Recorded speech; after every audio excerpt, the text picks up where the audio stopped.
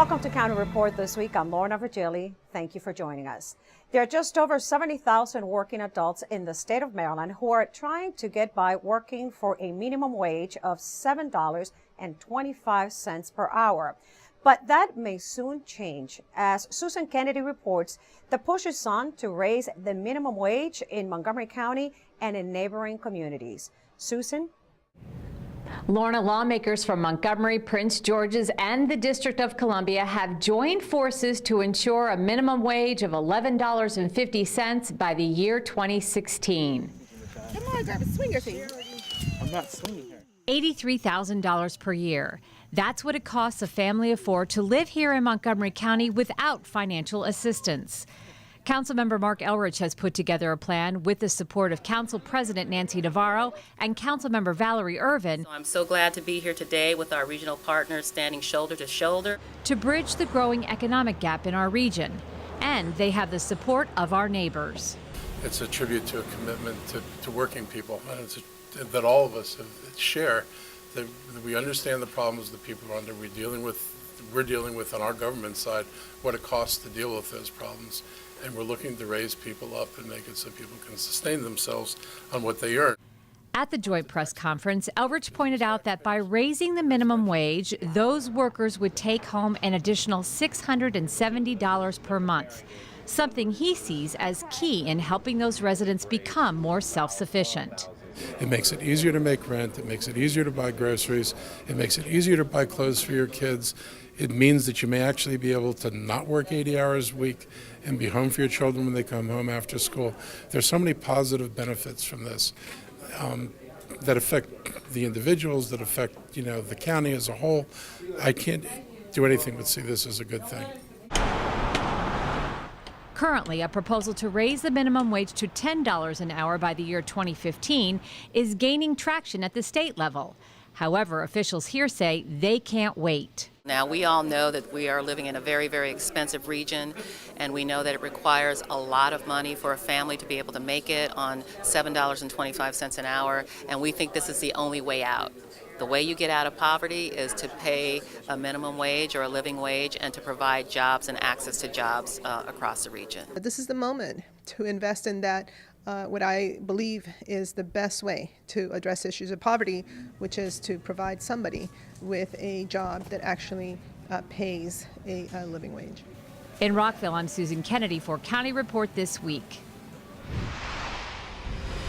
It's time to check the medicine cabinet and get rid of all expired and unused prescription drugs.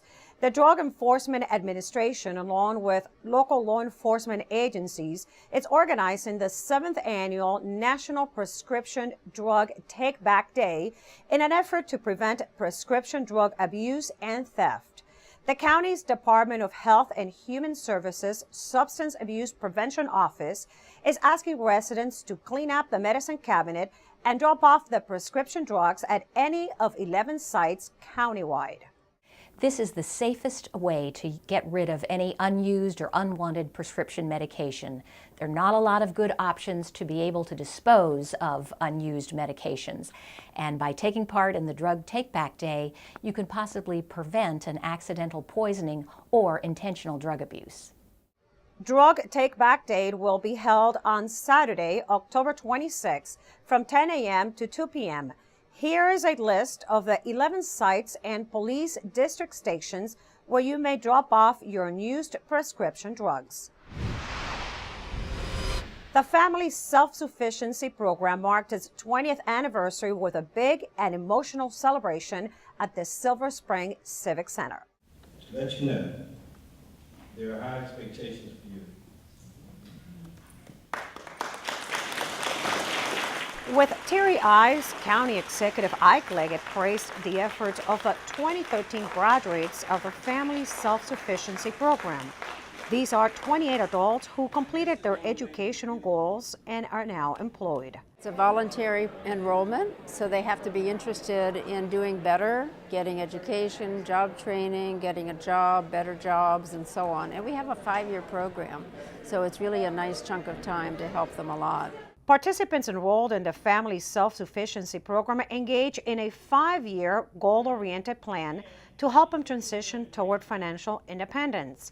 When I first entered into the program, I was kind of in and out of jobs. So it allowed me to go back to school full time, because at the time I was a single parent of 4 children. I attended Morgan State University, and I also enlisted in the military in the Guard unit. I received my undergrad degree in psychology at Bowie State University, and I'm currently pursuing my master's, which I will have in December of this year. It offered me a lot. I went back to college that I probably would have never done on my own. I love the fact that it helped me build my resume, gave me computer skills classes. The Employment Incentive Program also helped me a whole lot by just talking to me about women wellness, having me go job seeking, talking to women in general that have needs like mine and don't have nobody or no type of resource to reach out to one another. They receive ongoing case management, resources, and financial support to pay for books, tuition, and transportation. It means that you're moving people who otherwise may very well be in poverty into some level of self-sufficiency. It means that they have an opportunity to build for their families, to create and maintain better jobs so that it enhances the tax base. But more importantly, it also is a model for other communities and other people to follow, that you can overcome some of those life challenges. Just hours before Congress would approve legislation to end the government shutdown, Montgomery County Executive Isaiah Leggett, along with District of Columbia Mayor Vincent Grade, Fairfax County Board of Supervisors Chairman Sharon Bulova, and Prince George's County Executive Russian Baker met to discuss the local impact of the shutdown and to find strategies to help local residents. At a time when we thought that, at least in Montgomery County, we would see light at the end of the tunnel, the light that we see is an oncoming train by the way of sequester, by way of a budgetary shutdown, and by way of a huge debate about the debt limit. All of those things adversely affect all of our communities uniquely right now. The top 4 elected officials in metropolitan Washington's largest jurisdictions held a news conference pressing the federal government to end the shutdown, as it had a devastating impact on hundreds of thousands of federal employees and local businesses. Glen Echo Park lost more than $300,000 in revenue due to the federal government shutdown. County Executive Ike Leggett had called on the National Park Service to reopen Glen Echo Park. The park remained closed during the shutdown despite the fact that the cultural programs that take place there do not receive federal funds. Executive Leggett had given an ultimatum that if the park was not reopened, the county would have taken responsibility for the grounds maintenance and security. Here, we have a unique arrangement. There is a partnership involved. There is little or no federal money impacted by the decision to shut the entire government down. You cannot have the kind of reaction across the country as it relates to other facilities and not look uniquely at what is happening here. The federal shutdown was resolved before the deadline granted to the National Park Service. The county needs your gently used coats. That's right. Winter season is fast approaching, and the county's recreation department is partnering up again with Interfaith Works to bring warmth to needy residents. This year, the goal is to collect more than 500 gently used women's and men's coats of all sizes. Collections will be accepted until November 1st at any of these recreation and swim centers. The coats will be distributed free to needy residents during Homeless Resource Day, which is scheduled for Thursday, November 7th from 9 a.m. to 3 p.m. at the Activity Center at Boyer Park in Gaithersburg. When we come back, Ride On modifies several bus routes. Passengers need to be aware of schedule changes. I'm Rockville 11's Jennifer Lakesay. Coming up, we'll tell you more on a special group of visitors the city of Rockville hosted when County Report This Week continues. If I got to go to college, oh my goodness. I like discovering new things. You get to see what works for you and what doesn't. That helps you evolve as a person. You get to make like a supernova of skill or talent or whatever it is. I've always wanted to go to college. I just feel like that's my destiny. My name is Queen, and I am your dividend. Are you sure they can recycle us, Clamshell? Hey, Dome, we're on a new recycling postcard. I can't wait to make a new start. Maybe I'll be a red carpet at a big premiere. And I'll get to paint the White House. Shh, here he comes. Now you can recycle more plastics in Montgomery County, including #1 PET plastics such as clamshells, deli containers, trays, lids, domes, and cups. We're in! For more information on recycling, contact the Montgomery County, Maryland Division of Solid Waste Services at 311. The wait is over. Recycle more plastics today. Did you know there are more than 10,000 county government phone numbers? But there's only one number you need to remember for non-emergency calls, 311. MC311 is Montgomery County government's online telephone information system. Need information? Have a problem or complaint? Trying to locate a county government facility? Call 311. The call center is open Monday through Friday, 7 a.m. to 7 p.m. The website is available 24 hours a day, 7 days a week. Welcome back to County Report this week. I'm Lorna Vigili. Rockville's sister city corporation keeps the Rockville community connected to other parts of the world. Rockville is committed to strengthening their sister city relationship with Pinneberg, Germany, through exchange programs and various intercultural activities. And our Jennifer Lixey has more on a recent cultural exchange. Jennifer? That's right. I'm standing here outside of City Hall in the Pinneberg Rose Garden. These flowers were donated by Rockville's sister city, Pinneberg, Germany. A delegation from Pinneberg recently visited Rockville this October, and the city welcomed them with open arms as part of another cultural exchange experience. 14 visitors from Pinneberg, Germany recently visited Rockville. The trip was organized by the Rockville Sister City Corporation. Thank you also for your generosity and friendliness. All of you. It's my feeling that this is a special friendliness. Pinneberg has been Rockville's sister city since 1957, and over the years there have been many exchanges and visits strengthening the international relationship. Before being recognized at a mayor and council meeting, there was a reception for the mayor of Pinneberg. I'm so happy to be here, and I hope that a lot of people come to Pinneberg and see Pinneberg, and I can't think that this is a cooperation of both sides for 57 years.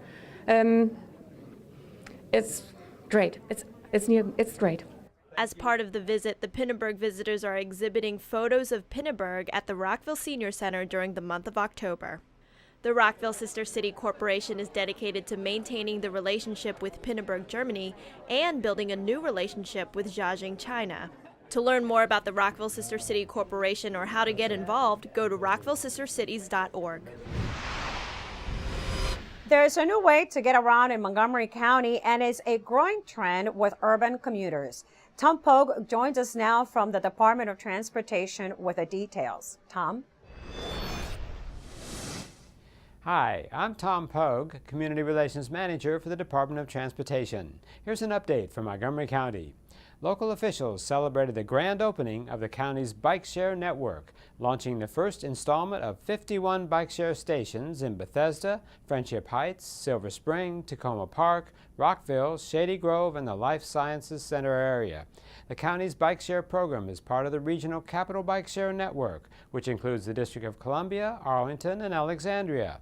Bike sharing provides short-term bicycle rentals at self-service docking stations. Bikes may be picked up at one location and returned to another, creating a system that allows for one-way trips.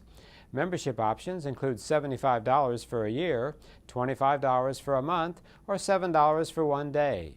Yearly and monthly memberships can be purchased online or by phone, while 3-day and 1-day memberships can be purchased with a credit card at any bike share station.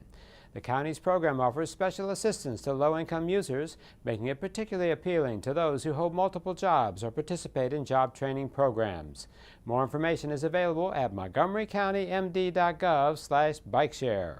We're working to keep you moving. Here's news for ride-on passengers. 28 ride-on routes will change beginning on October 20th. The route modifications will involve minor time adjustments so that bus schedules can match closely actual travel times in traffic. The new timetables are posted on the county's website, and for further bus schedule, passengers can call 311. New state traffic laws went into effect earlier this month, and law enforcement officials continue to remind drivers to use hand-free devices to talk on the cell while driving. Here's Captain Tom Didone emphasizing the new law. Captain? Effective October 1, Maryland law has changed regarding cell phones and seatbelts. Regarding cell phones, it becomes now a primary offense, so officers can pull you over for the sole reason because you're talking on the cell phone when you're driving. Maryland law requires you to operate a vehicle hands-free, and as such, fines start at $83. Maryland has also changed our seatbelt law, in which all persons riding in a car must be seatbelted, and you can only have the number of people in the car that you have seatbelts. Both of these laws are very important because cell phones have been linked to distracted driving, and seatbelts have been known to save lives. Officers will be out and have been conducting serious enforcement of these laws just to protect our citizens. It's critically important that you do talk without using your hands and you buckle up when you're driving on our roads. Thank you, Captain Didone. When we come back, Montgomery County Public Schools Superintendent Joshua Starr is doing community rounds to inquire about school needs. And we get a progress report on one of Montgomery College's excellence programs. We'll be right back.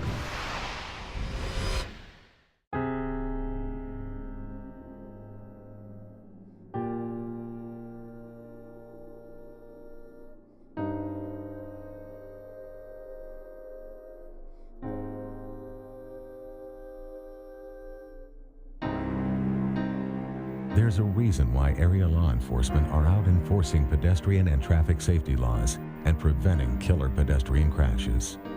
Be alert. Be street smart.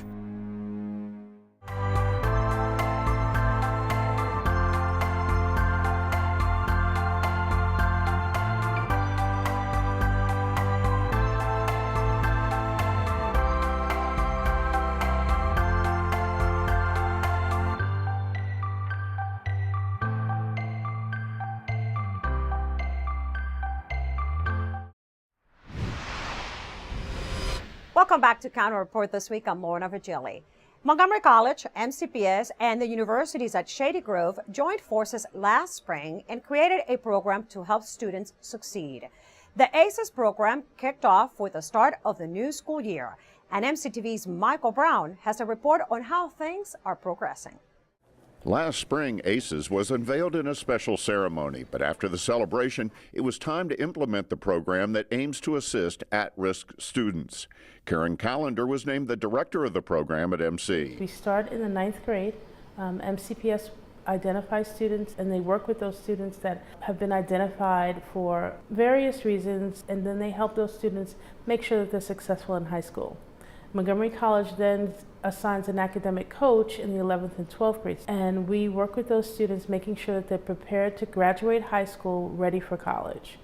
And then we help them transition into the college environment. There's an academic coach at Montgomery College if the students come here, and they work with the students to help those students be successful in college. And then the students are transitioned to the universities at Shady Grove if that's their choice, and there's also someone there to provide support. The program's only been up and running a short time, but it's already made a lot of progress. So we have 10 high schools. They're throughout the county. There are approximately, right now, I would say close to 900 students. We're still in the process of recruiting. The coaches are meeting the students, their parents and families. They're introducing the programs to them. They're assessing the students' educational needs, and then an individual plan is being created for each student. And it won't be long before ACES students start showing up on MC's campuses. We'll begin to see the first ACES students next fall, actually in the summer. There will be summer programs every summer for the students. You'll see the students on all of the campuses. And then fall 2014 students will begin to start classes here. Callender is really happy with the way the three partners have been working together on ACES. And despite the fact that the program only came to life in late August, I'm extremely pleased. I think to have recruited 900 students for a program within several months is absolutely amazing. The students are really interested in the program. They're participating. The coaches are extremely enthusiastic, and I think that the program has been well embraced by all of the schools. for County Report this week for Montgomery College, I'm Michael Brown. Superintendent Joshua Starr held his first of 4 community days. The all-day event gave Dr. Starr an opportunity to hear firsthand from MCPS staff and stakeholders. MCPS TV has the story. Superintendent Joshua Starr kicked off his community outreach events for the school year with a community day. Dr. Starr visited classrooms and spoke with students and staff in the Clarksburg, Poolesville, Damascus, Gaithersburg, Seneca Valley, Watkins Mill, Northwest, and Quince Orchard clusters.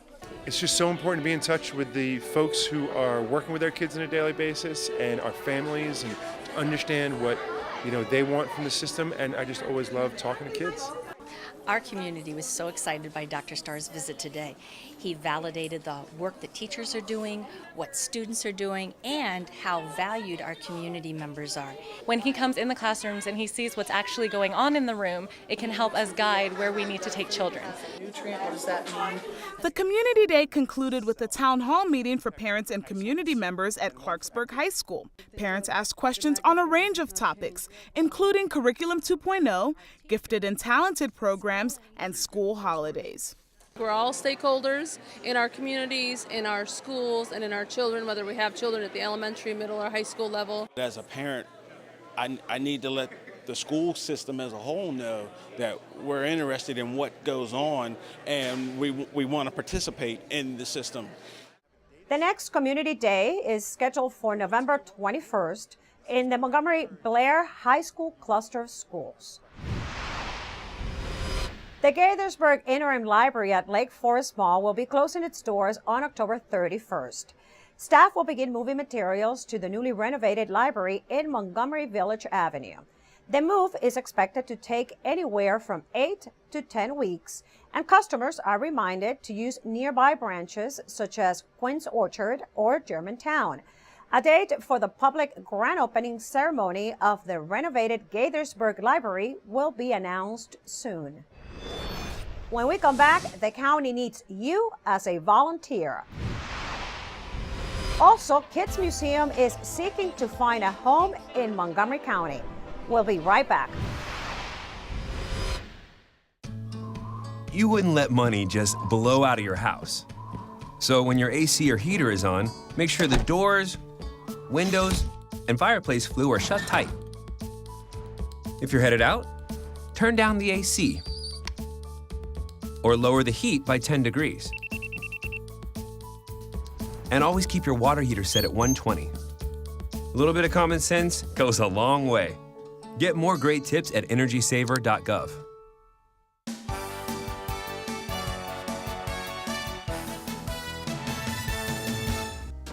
The arts are alive at Montgomery College this fall with exciting and provocative exhibits now showing on all 3 campuses. Check out the online arts calendar for a complete listing of current and upcoming exhibits. MC has forged a partnership with Xi'an University in China as a result of a grant from the National Endowment for the Humanities. The 2 schools will exchange a series of seminars on the cultural value of the humanities, and eventually student and faculty exchanges may also occur.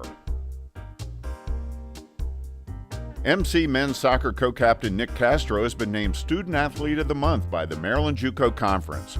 Castro, second in Maryland JUCO in assists, has led the Raptors to first place in Maryland JUCO and second in the NJCAA national rankings.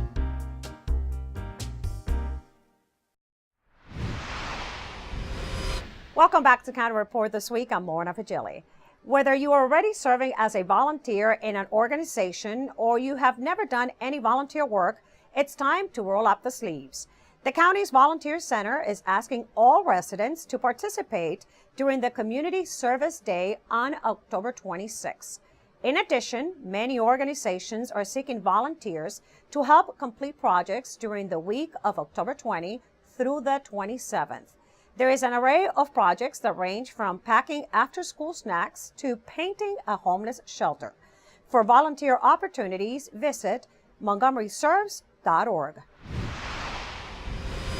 The weather is getting cooler and the leaves are changing colors and starting to fall. That's right, autumn is officially here. So let's go to Brookside Gardens for some inside tips to outdoor gardening during this fall. Hi, I'm Phil Normandy, Plant Collections Manager at Brookside Gardens here in Wheaton, Maryland. Fall at Brookside Gardens means a lot of things, but to most of our gardeners it means bulbs, fall bulbs, thousands of them, all over the place, so that you can have this marvelous show of thousands of square feet of bulbs next spring at Brookside. But to do that, you need to be planting them now. Here I have 3 types of commonly available bulbs you're likely to find in your own garden center. Let me show you how the proper way is to plant them. First of all, you have to plant them in the right direction, pointy side up. With any bulb, you want to plant it 3 times the diameter of the bulb in depth. So if you have a little bulb, you plant it shallow. If you have a big bulb, you plant it deep, like so. There's no need to stomp on the ground. There's no need to add fertilizer. There's no need to do anything. Bulbs are planted in the fall because they're going to grow roots throughout the fall in order to pump up that leaf and flower, which is already inside this bulb, ready for next spring. So enjoy planting your bulbs in this beautiful fall weather and hope for the best. Every week we bring you a pet that needs adoption in our Pet of the Week segment. Well, here is Bear, a male cat that needs a loving home. This is Kathy Stanhope with your Pet of the Week at the Montgomery County Humane Society, and we are here with the definitive Halloween kitty. This is Bear. He's just about a year old. He's a black cat, and we always have a hard time getting black cats adopted because people still believe they're bad luck, but this kitty is anything but bad luck. He is so loving, so affectionate, and as you can see, so gorgeous. He has medium to long black hair and these big green eyes, and he is just the most affectionate cat you ever want to meet. He likes people, he likes other cats, and he even likes dogs, I'm told. And he's just, as I said, sweet, sweet, sweet, and he needs to get out of these cages. He needs a home. Please look at Bear on the web at mchumane.org and all of the other cats and dogs that we have, and also give us a call for more information at 240-773-5967. We have so many animals here looking for homes, and we're doing a love ball at the end of the month in October, and tickets are still available. Also visit us at mchumane.org for more information about our love ball. It's a lot of fun, and it's an annual event, and it's a great fundraiser for our animals. Local leaders are supporting efforts to find a permanent home in Montgomery County for the Kids International Museum. Museum volunteers, with the help of county officials and local businesses, recently held a mini maker fair that attracted thousands of people of all ages to Silver Spring. At that successful event, local leaders applauded the museum's volunteers. We want to make certain that they have a permanent home here in Montgomery County so that events like this can continue to flourish, so that we can help build a network of activities, learning and otherwise, for our kids, which is our future, and we want to make certain that happens. The museum's backers are also helping co-host the county's World of Montgomery Festival in Wheaton. You can find out more about KID Museum and its focus at kid-museum.org. Halloween is almost here, and for parents that are looking for safe and fun activities, may we suggest that you visit the county's recreations website for a list of fun-filled activities for children and teens. Activities range from a harvest festival to a haunted house. For more information, visit montgomerycountymd.gov/rec or call 240-777-6840. And with that, we close this edition of County Report this week. Remember that we want to hear from you, and we invite you to join the Opinion Forum at engage.montgomerycountymd.gov. We also would like for you to like us on Facebook. Join us again at this time every week for a look at what's going on inside Montgomery County. I'm Lorna Virgili, and thank you for watching.